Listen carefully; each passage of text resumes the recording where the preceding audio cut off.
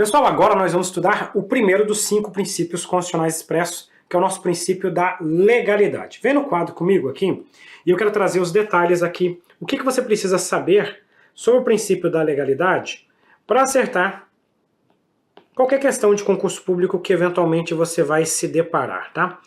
O princípio da legalidade, eu já até comentei antes com vocês que alguns autores até defendem que a legalidade faz parte lá daquela balança do nosso regime jurídico administrativo, né? Dada a importância desse princípio. Só para vocês terem ideia, não sei se vocês já pararam para refletir quando você vai fazer a leitura da Constituição Federal, e que você sabe que nós vivemos num Estado democrático de direito.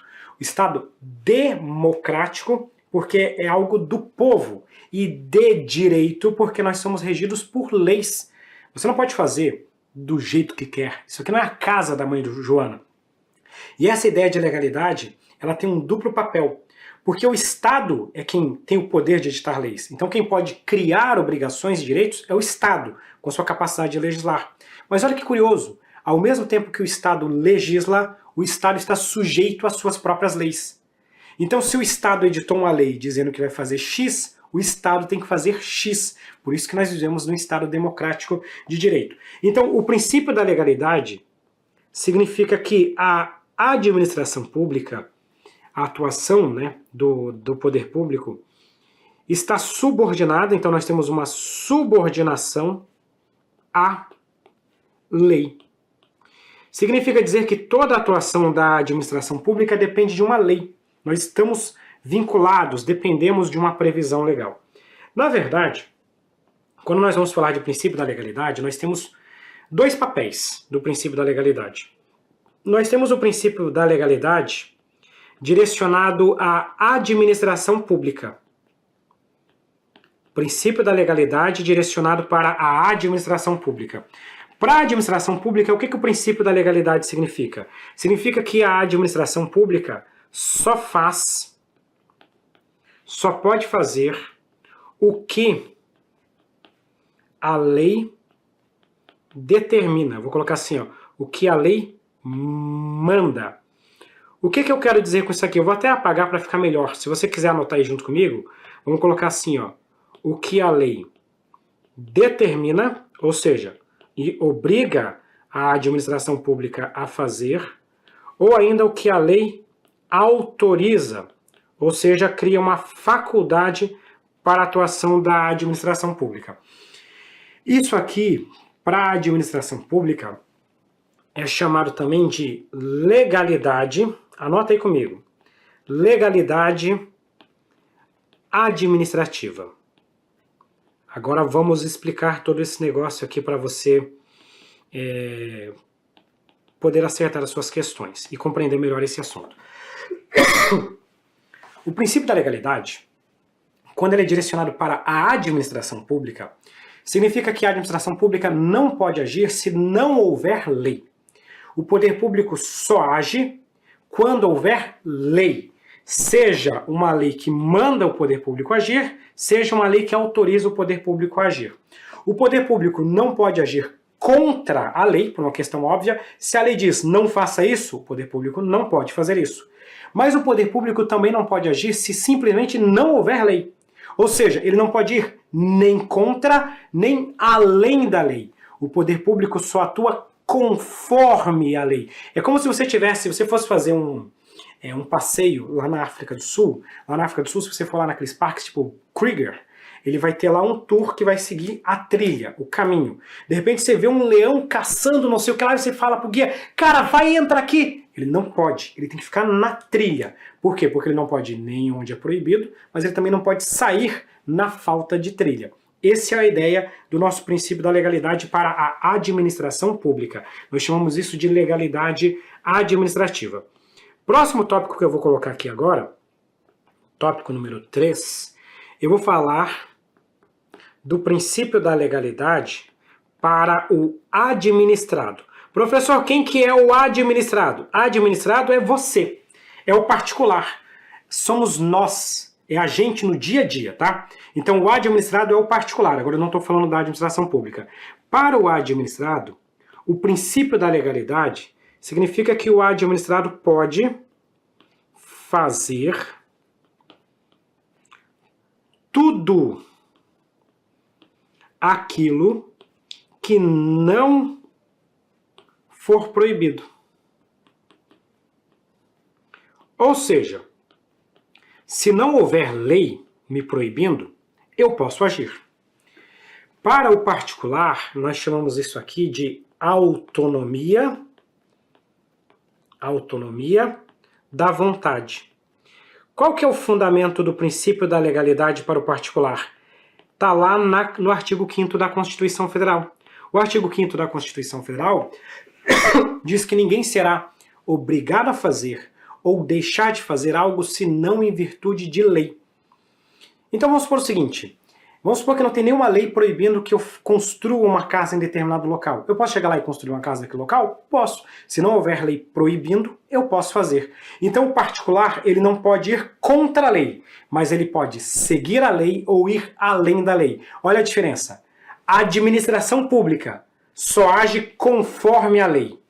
Particular age conforme a lei e além da lei, porque na falta de lei ele pode atuar. Essa é uma diferença marcante entre o princípio da legalidade focado para a administração pública e focado para o particular. O último tópico que eu quero fechar aqui com vocês é o seguinte, na maior parte das vezes, quando nós falamos do princípio da legalidade, tá? A não ser que haja um contexto específico, normalmente nós utilizamos o termo princípio da legalidade no sentido amplo. O que eu quero dizer com sentido amplo? Significa dizer o seguinte, a administração pública, ela tem que seguir não só as leis propriamente ditas, como os decretos, regulamentos e outros atos normativos. Imagina o seguinte, foi editada a Lei de Licitações. A Lei de Licitações manda fazer determinada regra. O presidente da República edita um decreto e regulamenta a Lei de Licitações. Vem um administrador público e segue a Lei de Licitações, mas contraria o decreto. Essa licitação vai ser ilegal? Vai, porque legalidade aqui é em sentido amplo. Eu tenho que seguir a Constituição, eu tenho que seguir leis, eu tenho que seguir regulamentos, eu tenho que seguir decretos, eu tenho que seguir atos normativos em geral. Isso é o princípio da legalidade. O princípio da legalidade, portanto, tem essa conotação mais ampla. Só que existe um desdobramento do princípio da legalidade, que é chamado de princípio da reserva legal. Professor, o que é o princípio da reserva legal? O princípio da reserva legal, ele é um princípio que decorre da Constituição Federal, que trata daquelas matérias que somente podem ser editados por lei. Tá? Aqui alguns autores vão usar lei, somente lei propriamente dita, e outros vão utilizar atos com força de lei, como por exemplo envolvendo inclusive uma medida provisória, por exemplo. Mas o princípio da reserva legal, mas pode variar conforme cada situação, tá? Não existe uma regra única. O princípio da reserva legal trata daquelas hipóteses em que a Constituição Federal vai exigir uma lei, lei propriamente dita. Por exemplo, a criação de uma autarquia depende de lei, e aqui é lei mesmo, né? Lei ou algum ato com força de lei. A regulamentação das áreas de atuação das fundações públicas depende de uma lei complementar.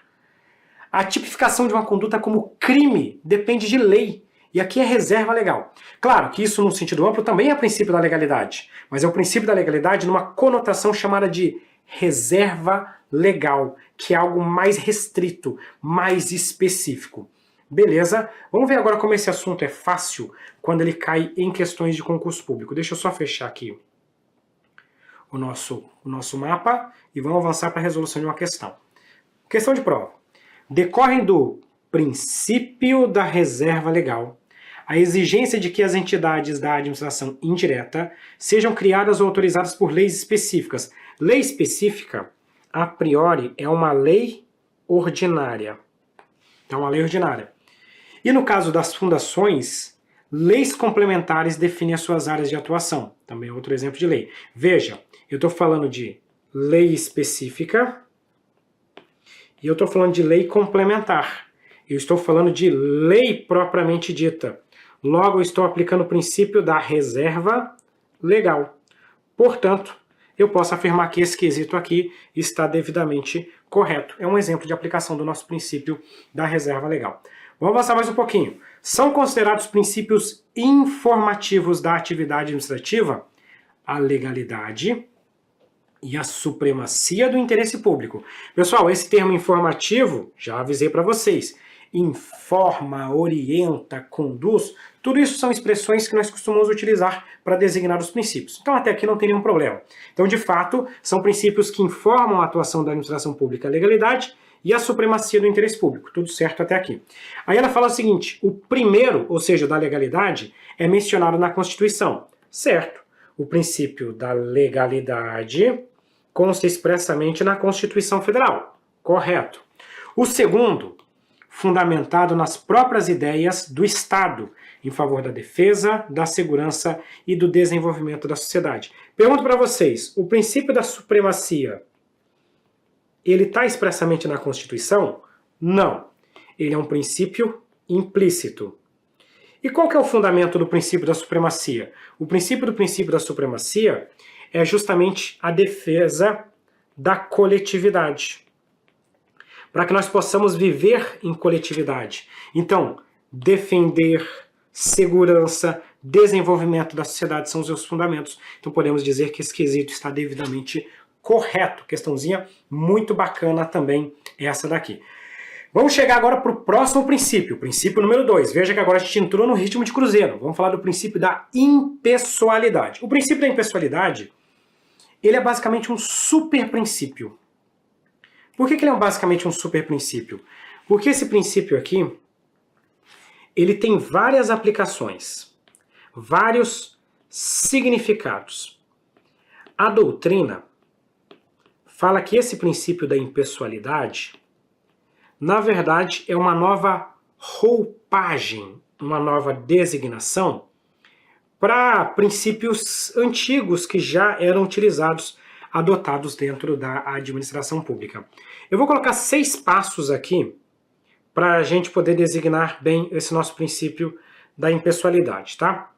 Vamos ver. Quais são os nossos 6 passos? Primeiro eu vou colocar um conceito geral de impessoalidade, que é o seguinte. O que o princípio da impessoalidade significa? O princípio da impessoalidade,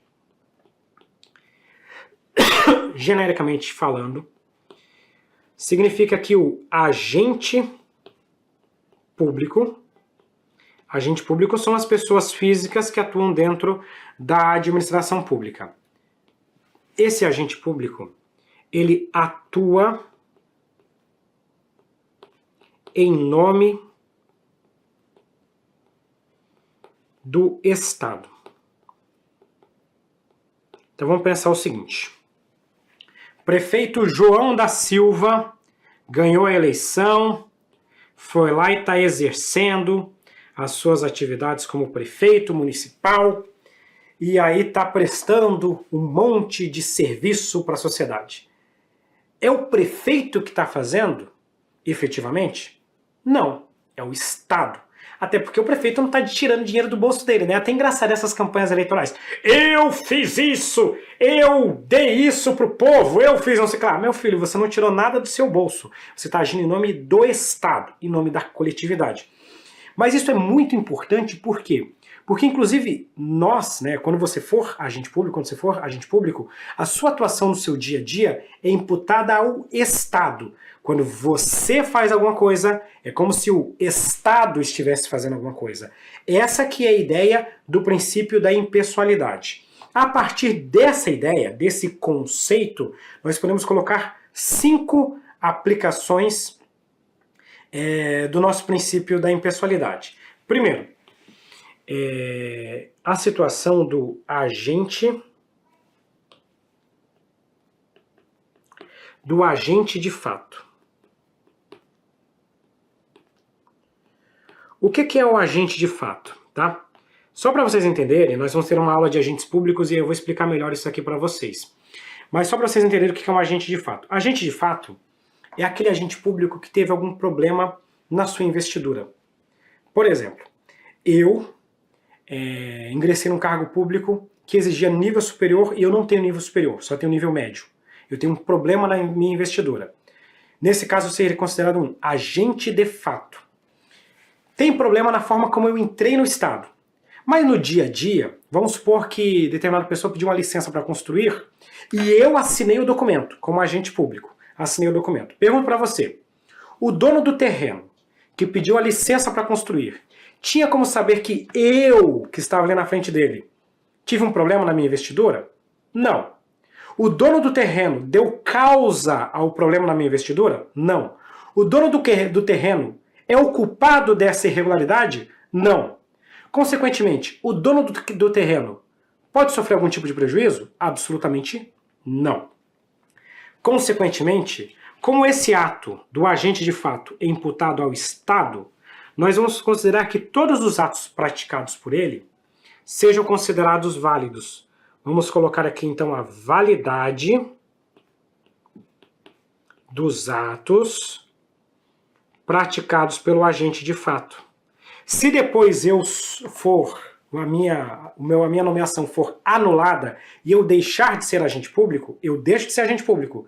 Mas os atos que eu editei, as licenças, os documentos que eu assinei, são considerados válidos. Por quê? Porque não são meus, são do Estado. O Estado continua, quem sai sou eu. Essa é a ideia da validade dos atos do agente de fato.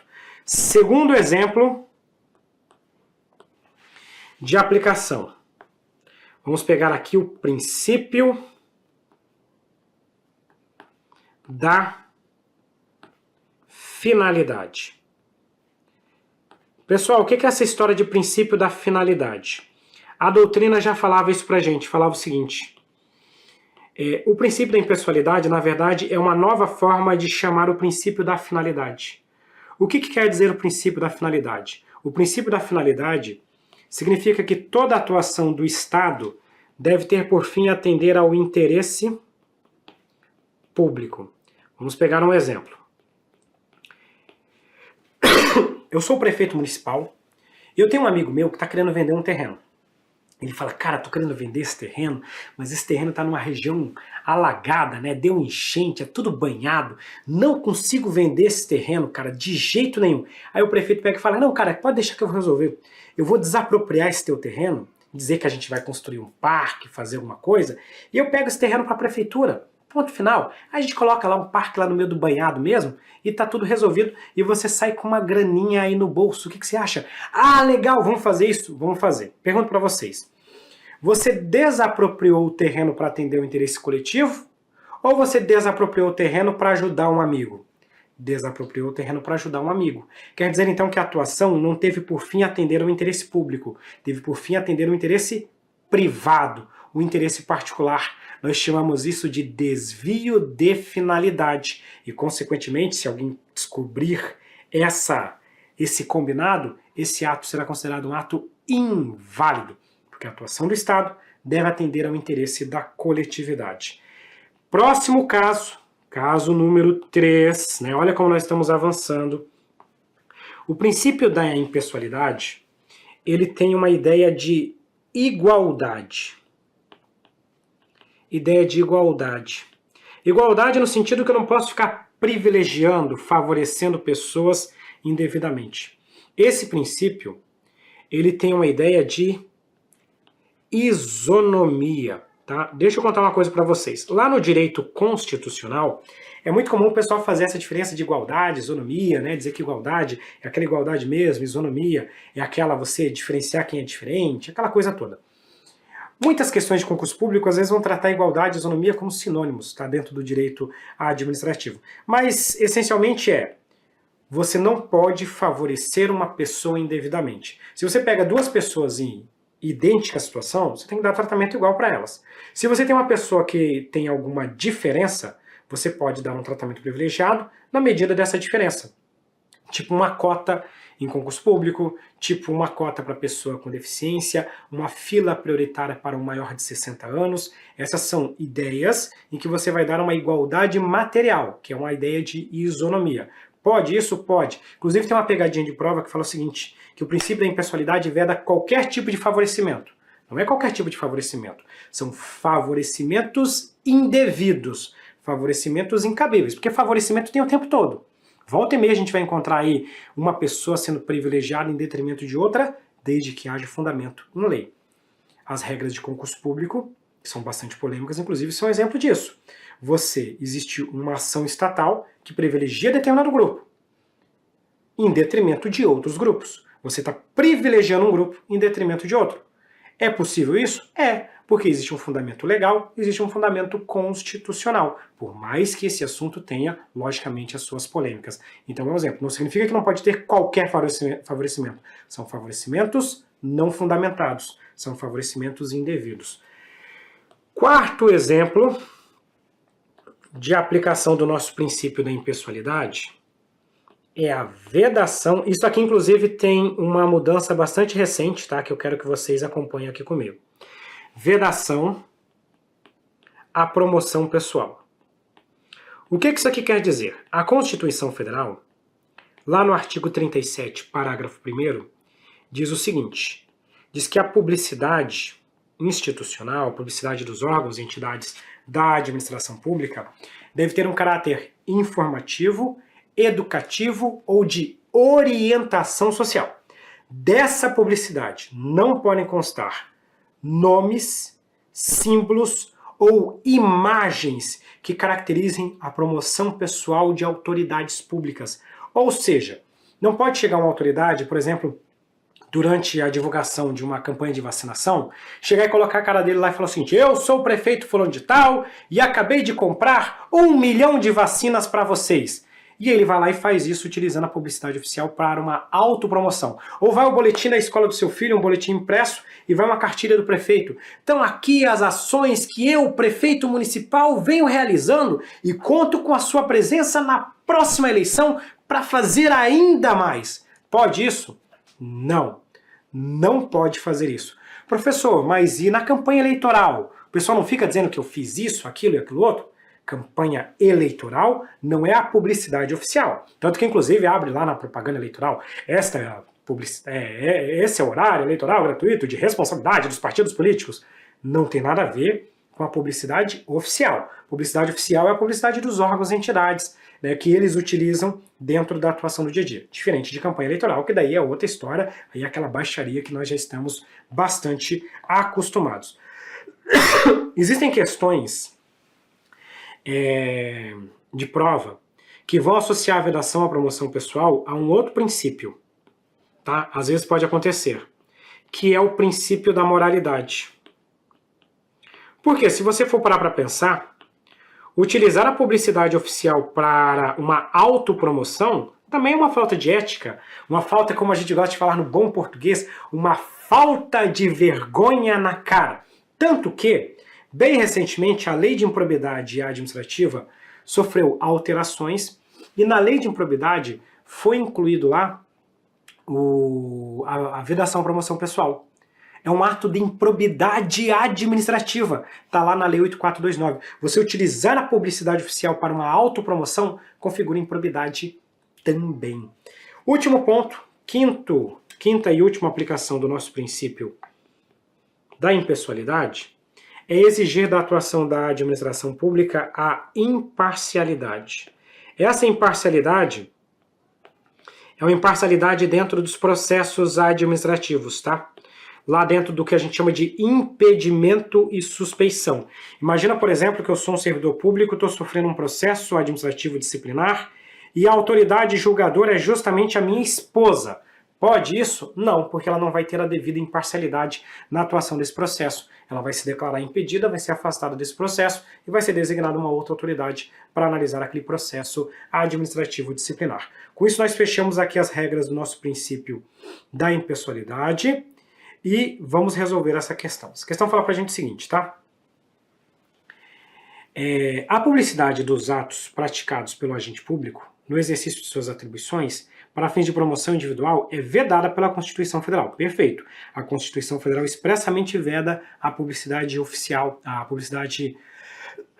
promoção pessoal, em razão da natureza institucional da atuação administrativa do agente público. Perfeito. Porque o agente público, ele atua em nome de quem? Atua em nome do Estado. Ele tem uma atuação institucional. Por isso que ele não pode utilizar a publicidade oficial para uma autopromoção. Por isso que essa questão aqui está devidamente correta.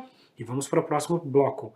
Gerson, governador de determinado estado, fez constar na publicidade de determinada obra pública realizada durante seu governo o seu nome e a sua fotografia, a fim de caracterizar a sua promoção pessoal. Gerson feriu o princípio da impessoalidade. Perfeito, olha só. Ele fez a promoção pessoal, ele feriu o princípio da impessoalidade. Não sendo permitida na publicidade de obras, pela Constituição Federal, a promoção pessoal de autoridades e servidores públicos, devidamente correto, tá? Tem uma pegadinha muito interessante desse assunto, que faz o seguinte, associa esse caso aqui, que nós estamos tratando agora, ao princípio da publicidade. Falar, o prefeito municipal usou a propaganda de uma obra, né, o outdoor lá da obra, para uma autopromoção, né, se promover com a publicidade oficial, ferindo o princípio da publicidade. Não, isso não é ofensa ao princípio da publicidade. Ofender o princípio da publicidade é deixar de dar a publicidade oficial. Aqui eu estou dando a publicidade, mas estou utilizando ela para uma promoção pessoal. Aí a ofensa é a impessoalidade, a moralidade e não ao princípio da publicidade. Fechado? Vamos avançar mais um pouquinho e vamos tratar agora do princípio da moralidade. Olha como nós vamos avançando. Vamos tratar do princípio da moralidade então. Pessoal, princípio da moralidade, vamos pegar e escrever aqui, você vem junto comigo também para tratar desse aqui. O princípio da moralidade é uma coisa que tem faltado tanto, né, na atuação da administração pública. Vou tirar esse da aqui, vou deixar só princípio moralidade, mas você sabe que a gente está falando do princípio da moralidade, tá? O que nós vamos estudar aqui acerca do princípio da moralidade? Eu vou trazer para vocês 5 aspectos desse importantíssimo e tão ausente princípio dentro da atuação da administração pública. Primeiro conceito, moralidade significa essencialmente que você vai exigir da administração pública uma atuação ética, né?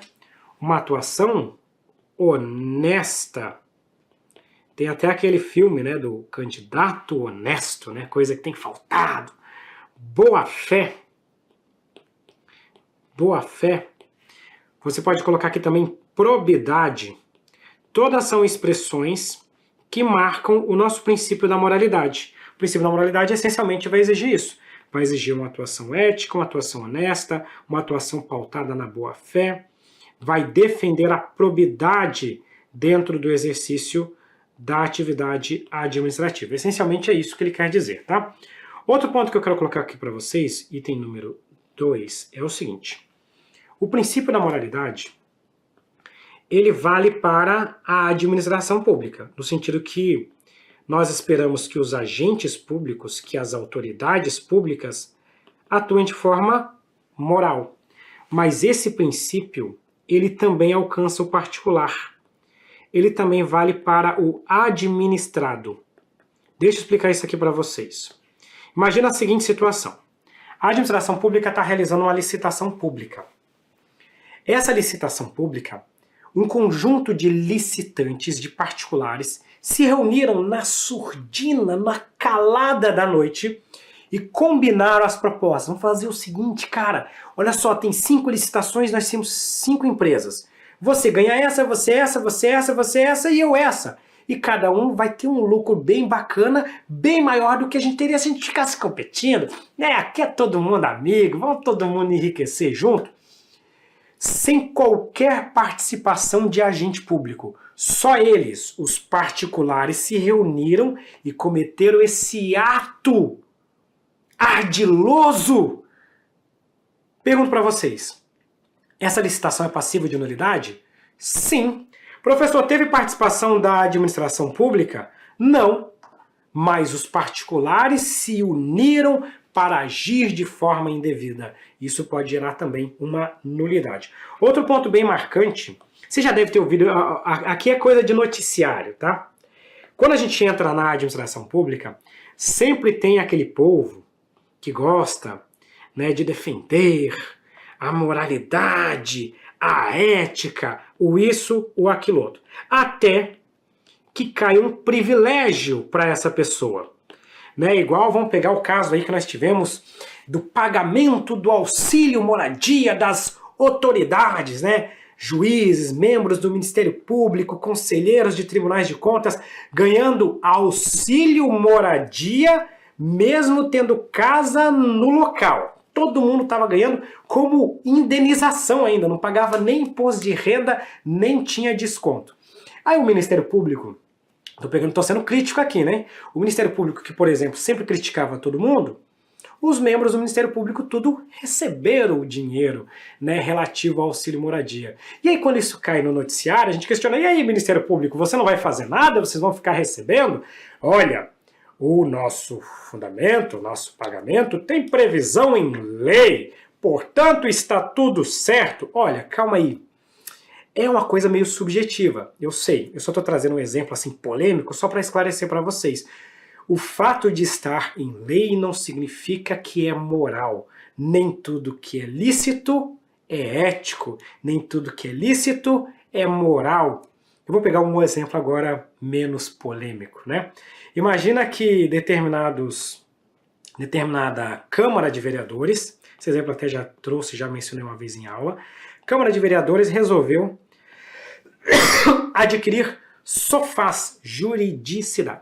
Resolveu adquirir sofás, e esses sofás eram sofás hipertecnológicos, que tinham uma tecnologia que fazia uma massagem, até aliviava as costas, e o concurseiro já pensava, meu Deus, eu preciso desse sofá. Cada sofá desse custaria 150 mil reais.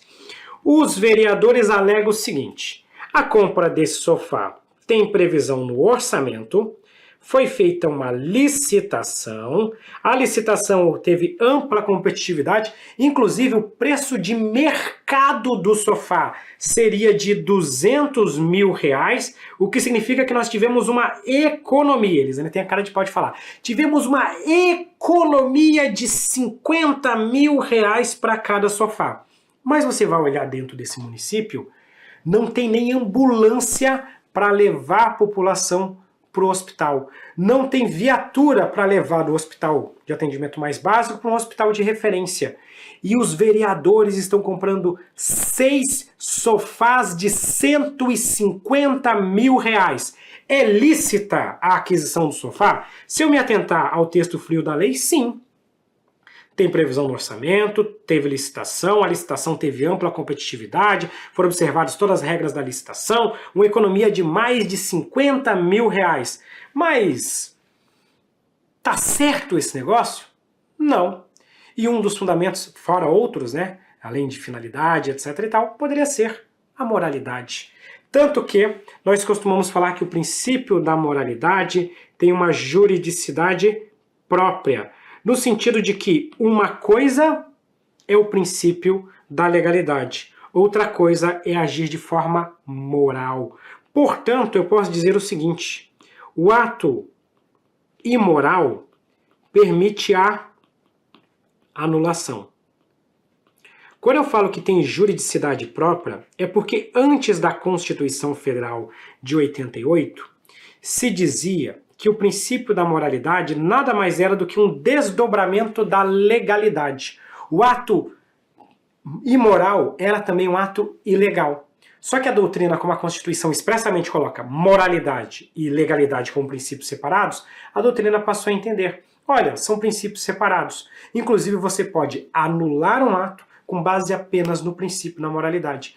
Tanto que foi editada a tal da súmula vinculante 13, que é a vedação ao nepotismo, mesmo na ausência de previsão de lei para a vedação dessa prática. Olha que interessante. Deixa eu voltar aqui para o nosso quadro, então, e só para finalizar esse primeiro bloco, eu vou colocar aqui o item 4 e vou chamar uma vinheta e nós já voltamos para continuar a falar do nosso princípio da moralidade. Não sai daí, já já voltamos.